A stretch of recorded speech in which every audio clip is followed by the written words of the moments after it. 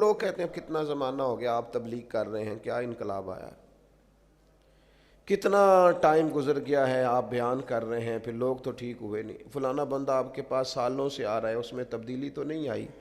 تو میں نے کہا آپ غلط فہمی کا شکار ہو گئے۔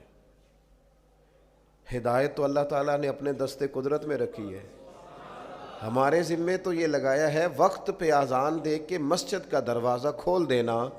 ہم مسجد کا دروازہ کھول کے اذان پڑھتے ہیں، باقی مسجد میں جس نے آنا ہے اللہ کی توفیق سے آنا ہے۔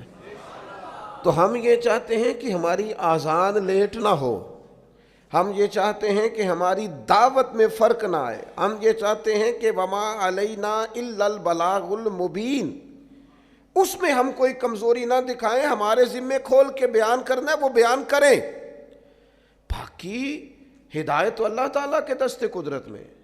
بعض لوگ افراط و تفریط کا شکار ہو جاتے ہیں۔ میرے نبی اکرم صلی اللہ تعالیٰ علیہ وسلم نے فرمایا، یہ ترمذی شریف کی حدیث ہے، اس کو آپ نے یاد رکھنا ہے۔ حضور فرماتے ہیں نیکی کا حکم دیتے رہو، برائی سے روکتے رہو، حتیٰ کہ جب تم یہ دیکھو نا کہ بخل کی اطاعت کی جا رہی ہے اور خواہشات نفس کی پیروی کی جا رہی ہے، دنیا کو ترجیح دی جا رہی ہے، اور جب تم دیکھو کہ ہر شخص اپنی رائے پر اترا رہا ہے، تو فرمایا پھر تم صرف اپنی جان کی فکر کرو۔